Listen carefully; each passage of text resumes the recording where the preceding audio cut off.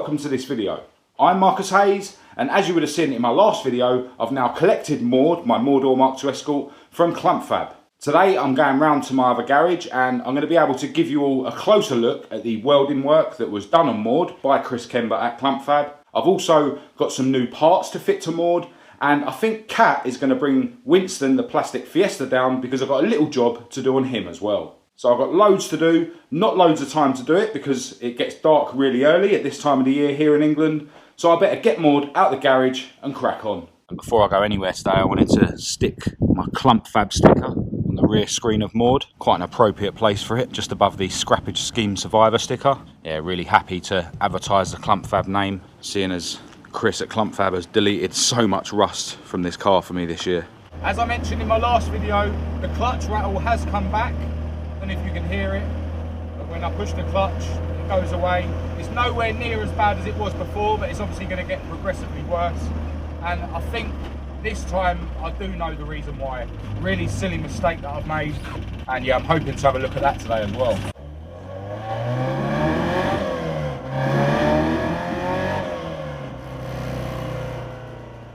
Alright, so I've made it to the garage, got Maude jacked up, and I've removed the wheel so that we can have a closer look at the welding job. But first, I thought I'd give you a little look at the latest two cars in my friend John's fleet.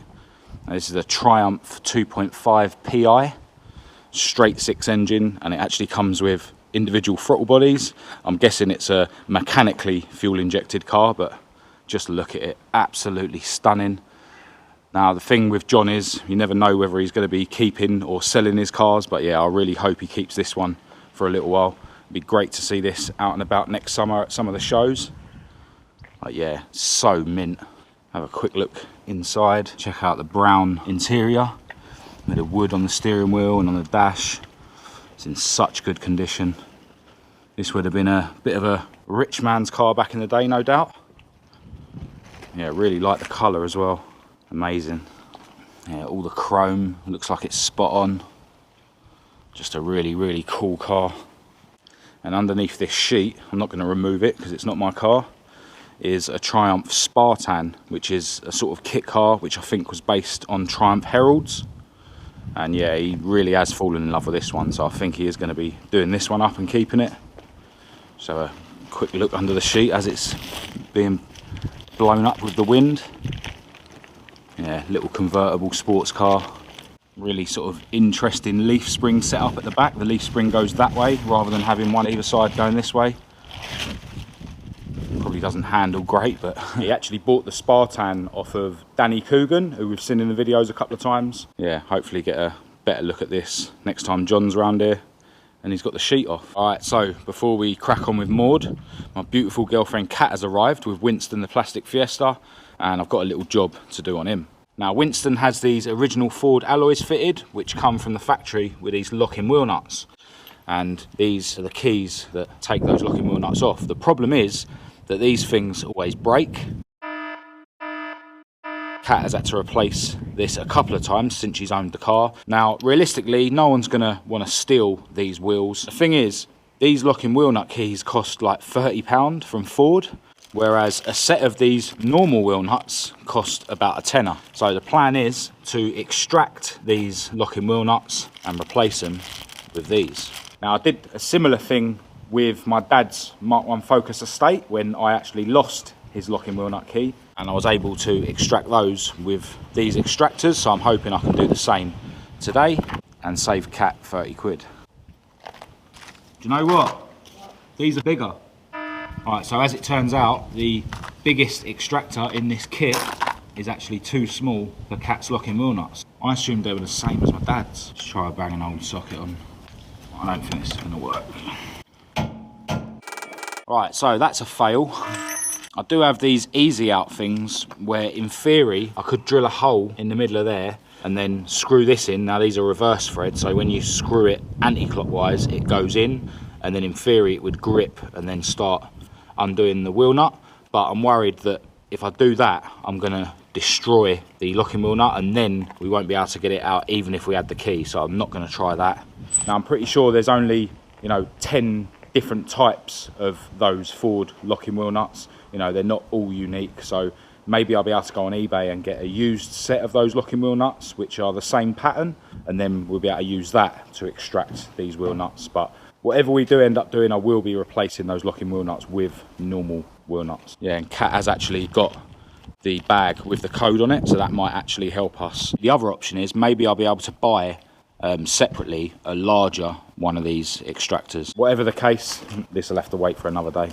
So while Kat is searching on eBay for a used set of those locking wheel nuts, let's have a closer look at the welding job.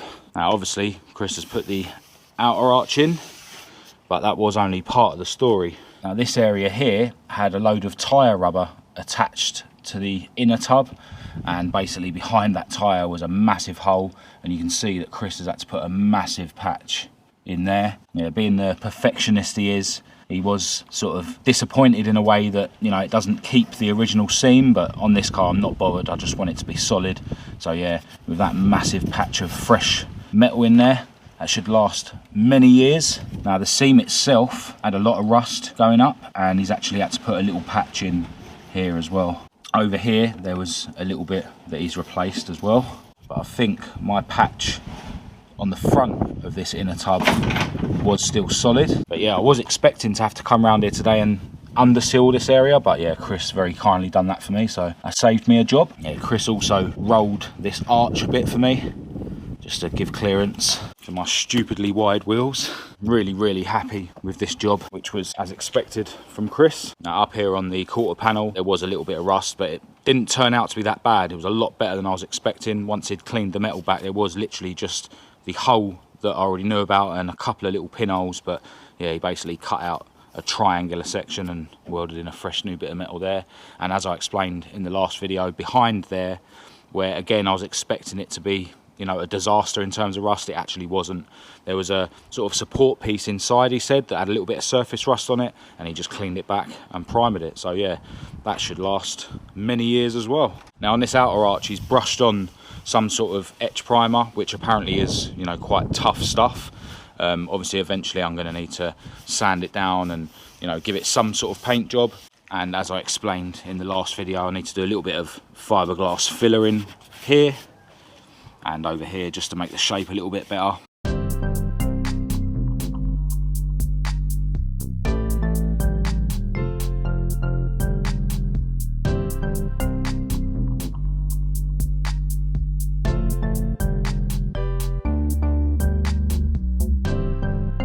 Now, as I mentioned in the last video, when I picked the car up from CLUMPFAB, there was a bit of a hole in the coolant hose here. The duct tape bodge that I did lasted all the way home, but when I pulled up here today, I did notice that there was coolant coming out. So first thing I'm going to do today is sort that out. I'm just going to cut all these cable ties off first.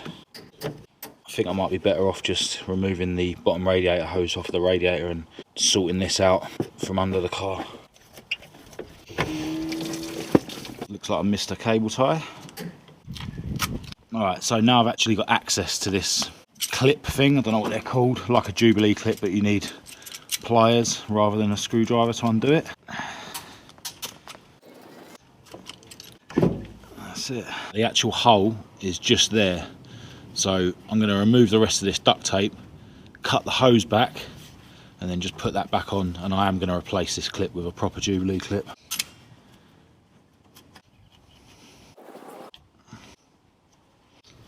Now this pipe did have like a wider bit on the end of it, so it's a bit of a struggle to get on now. It will go on.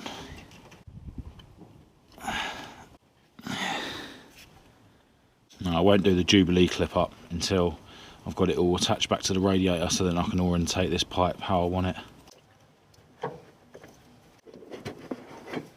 Alright, so fast forward a little bit and I've got the Jubilee clips all done up now, and I've put loads of cable ties here, there and everywhere, and you know, this pipe is now not able to get close enough to the crank pulley to cause any problems. And if we look from underneath, it's cable tie city. Yeah, proper bodge, but that's what this car's all about. Right, so next up, I'm going to fit these engine mount rubbers to the car. As I mentioned in a previous video, the engine is rocking about too much, and you know, the mounts are a bit saggy. Now, I got these from Retro Ford, and I'll leave a link to their website in the description of this video.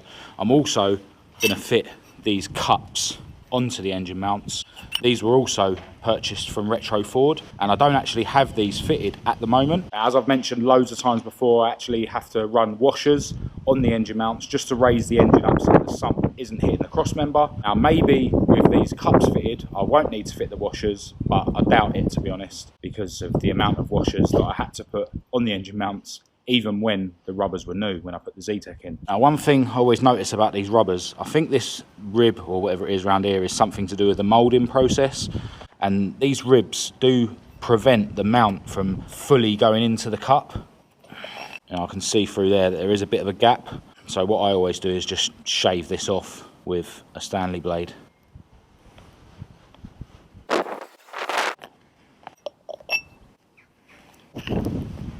Right, so I've got the hoist set up to take the weight of the engine. Probably could do it with a jack, you know, with a bit of wood underneath the sump, but yeah, I just thought it'd be easier with the hoist. And basically, I need to remove the nuts that hold the engine mounts onto the cross member. And then I'm hoping that I can just loosen the bolts that hold the cross member to the chassis, and maybe remove the bolts that hold the anti-roll bar to the chassis, and then, you know, lower the cross member and stuff enough for me to then unscrew the engine mount rubbers from the engine mounts and then screw the new ones in with the cups. And the rain is back, hopefully it passes quickly. Lashing it down now. Well, I've started, so I've got to carry on. Yeah, so it looks like I'll be able to get those mounts off now. The engine is up high enough away from the cross member. Might have been a good idea to not cable tie the hoses to the anti-roll bar until I'd done the engine mount job. And I would cut them off and redo it afterwards, but I don't have any more cable ties in my garage.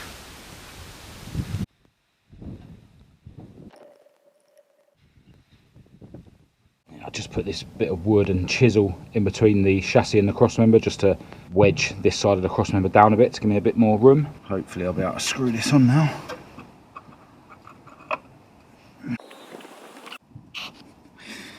Alright, so got the new engine mount rubber and the cup on the other side now as well. And now I'm going to stop for a minute and talk about the clutch, because as I mentioned earlier, the clutch rattle has come back, and I think I know why. Now if we have a look at this scrap Z-Tech that I've got on the floor, now it's removed from this engine, but what should be in there is a little alignment dowel, and I actually bought some new ones, and that basically bangs into there, and it means that when you put the bell housing onto the engine, all the gearbox and clutch and everything will be aligned properly. Now unfortunately, the hole on the front of this is too small for the dowel to go in, so the only way you can install these is to remove the gearbox and bang them into there.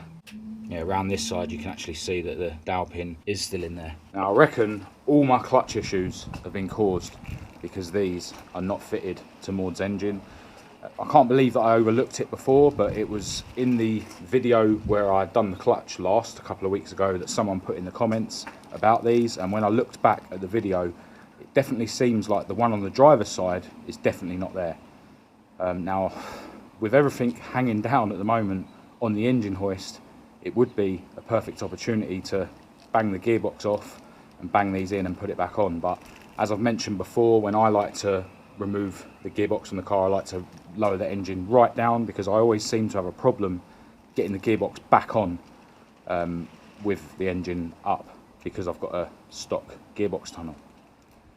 So yeah, I'm just trying to decide whether I should take the plunge and try and remove the gearbox. It's a big risk, because if it gets dark and I fail, then I haven't got a car to get to work next week, and Kat is getting pretty fed up with me using Winston. If I just lower the engine back down on the hoist. Oh, that's a coolant hose. Little joiner that I've put on there that's popped out the Jubilee clip. With that off, it does mean that the engine is able to go even lower, which might mean it's worth trying to install these today. Alright, so just spoke to Kat and she seems quite happy to come and pick me up later. So looks like I'm gonna try and do these dowel pins in this video. I'm going to start disassembling everything. I'm not going to drop the engine right down onto the floor yet. I think if there is going to be a chance of me doing it without fully removing the gearbox, I'm going to need to remove the exhaust manifold, but I'll separate the exhaust from it first and then remove the exhaust manifold and then see where we're at.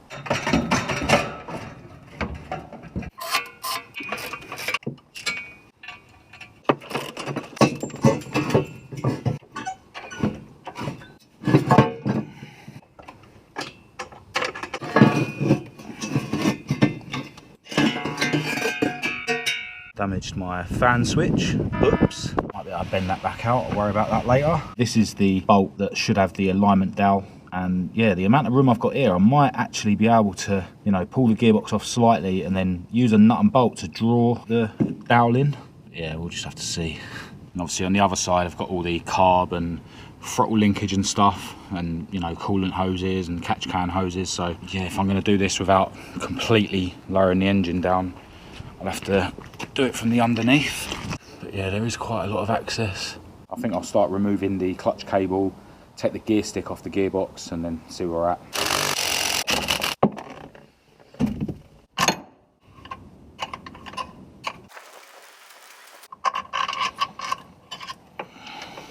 Get this earth strap off the bulkhead.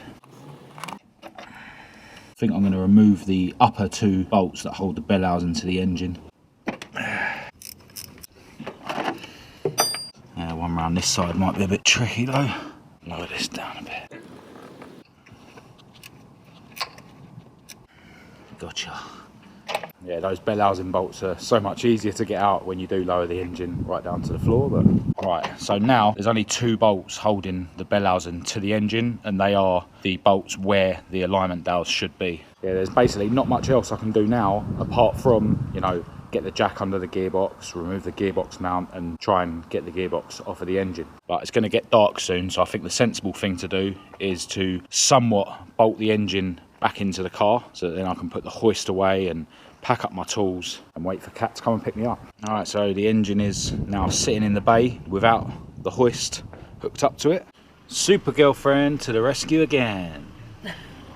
It's the next day and I'm back around the garage. I've only got about an hour around here this morning because I've got to go to work, but currently I'm back where I was yesterday before I started packing up. In fact, I'm a little bit further along because I've disconnected the prop shaft from the diff, and I've now got the jack underneath the gearbox, and I've removed the bolts that hold the gearbox into the GS Escort's lowering blocks. Now, where I left off yesterday, there's only one bolt either side holding the bell housing to the engine. So my plan is to remove those bolts, and hopefully I'll be able to just pull the gearbox off, you know, maybe an inch, and then I'll see if I can try and get those dowels in without actually removing the gearbox fully. Let's see how it goes. Get this bolt from the driver's side first, from the underneath. It's really cold, I don't want to bang my knuckles.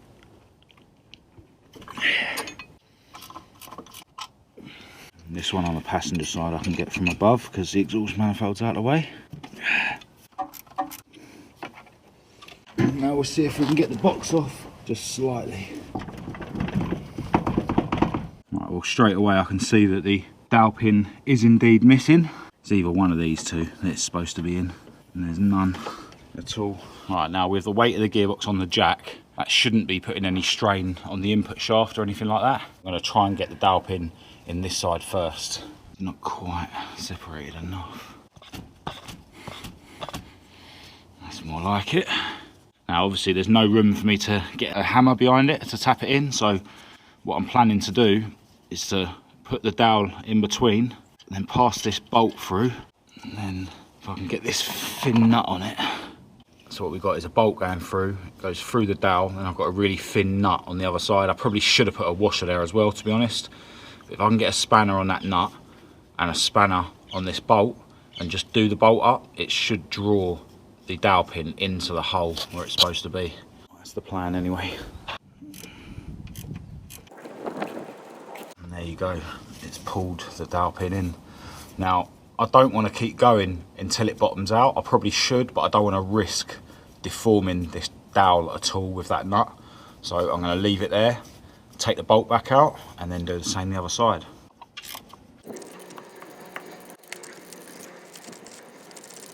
Alright, so that's both sides done now. I used a washer this side, so I was able to fully put the dowel in, and I've actually redone the other side so that they're both in as far as they should be. So now if I can get the gearbox bolted back to the engine, I can go to work happy.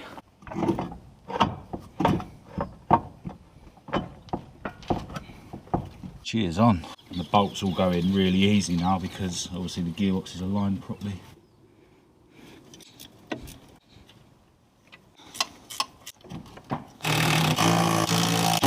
Right, so the engine and gearbox are bolted back into the car. I'm going to go back through the comments of my recent video and find the name of the guy that pointed the dowels out to me. Yeah, massive thanks to you.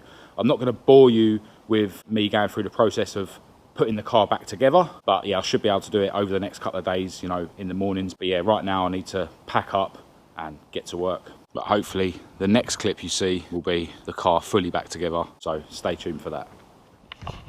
Right, so 2 more days have passed since the last clip. Maude is now fully back together. Couple of things worth noting. I've put 1 washer on each engine mount just to lift the sump away from the cross member, and the clutch rattle is definitely there, but it's not too bad. And hopefully now that the engine and gearbox are aligned properly, any wearing of the bearing will now be slowed down, and hopefully it will last until I manage to get Maude's new engine in. Gonna give her a bit of a shakedown run now on the way to work, and as usual I'm running late, so I better get changed and jump in the car. And on the way to work I've got an announcement to make. Well, it feels so good to be back behind the wheel of Maude. I'm sure loads of you are wondering why I didn't just pull the gearbox off and change the bearing while I was at it, but it is honestly impossible for me to get the gearbox back onto the engine without lowering the engine right down to the ground. You know, I've taken this engine out so many times and I've tried loads of different ways and it never works for me. Hopefully the bearing will now last until Maude gets her new engine though.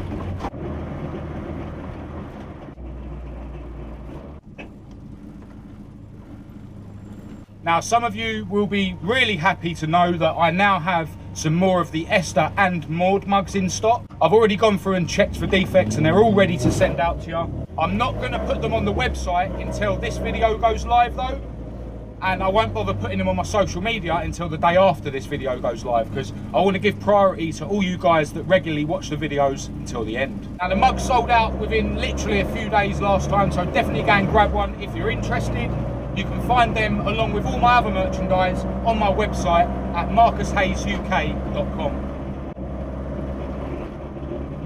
Definitely something really noisy going on at the back of the car. Maybe it's just the exhaust mount is a little bit loose. I'm sure it'll be alright. Let's have a quick look. Oh. No, it was the passenger side rear wheel was loose. I didn't even think that I'd loosened that wheel, to be honest, but so glad I stopped to sort that out.